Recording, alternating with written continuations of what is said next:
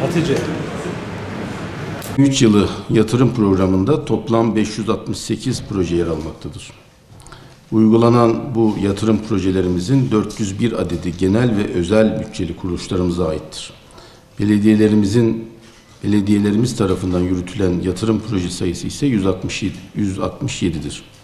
Genel ve özel bütçeli kuruluşlarımıza ait olan 401 projenin toplam tutarı 21 milyon 33 bin TL, 2023 yılı ödeneği 2 milyar 916 milyon 397 bin TL, ikinci dönem itibariyle yılı harcaması 673 milyon 966 bin TL ve nakdi gerçekleşme oranı ise %23 seviyesindedir.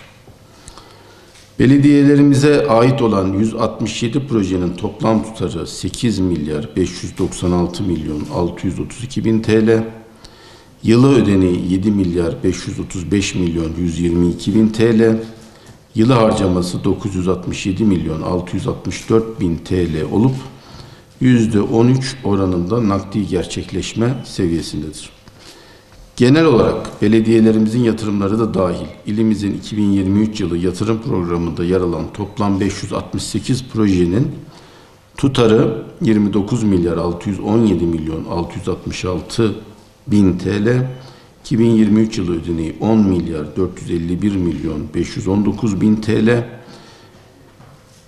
Yatırım projelerimizde yılın ikinci dönemi itibariyle 1 milyar 641 milyon 630 bin TL harcama yapılarak %16 oranında nakdi gerçekleşme kaydedilmiştir. 6 Şubat 2023 tarihinde meydana gelen Kahramanmaraş merkezli depremler nedeniyle kamu kurum ve kuruluşlarımızın depreme ilişkin faaliyetlere önem ve öncelik vermesi, yatırımlarımızın gerçekleşme oranını istenen seviyenin oldukça altında bırakmıştır.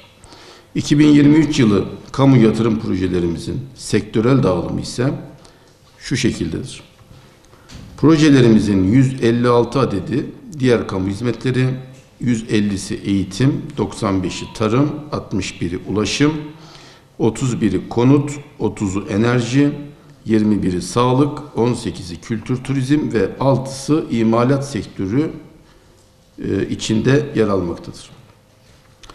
2023 yılı yatırım programında yer alan 568 projemizin 91 adedi tamamlanmış, 226 adedi devam etmekte, 181 adedi ihale aşamasında, 16 adedi tasfiye edilmiş ve 54 projeye de çeşitli nedenlerle başlanılmamıştır.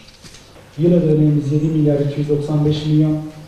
Dönem sonuna kadar fiziki gerçekleşme oranımız biraz daha yüksek, %72 oranında Sayın Valim. Argovan Kapalı Spor Salonumuz tamamlandı. 1. yıl parkımız devam eden projemiz %65 seviyesinde şu an Sayın Valim. TOK Ticaret Merkezimiz %85 aşamasına geldi. Bu Fırat Mahallesi'nde yani ticari alan eksikliğinden kaynaklı niyetli yaptığımız protokol kapsamında yaptığımız. Karşılığında ne aldınız? Arsa sahibi. Nereleri aldınız? Polis lojmanların olduğu.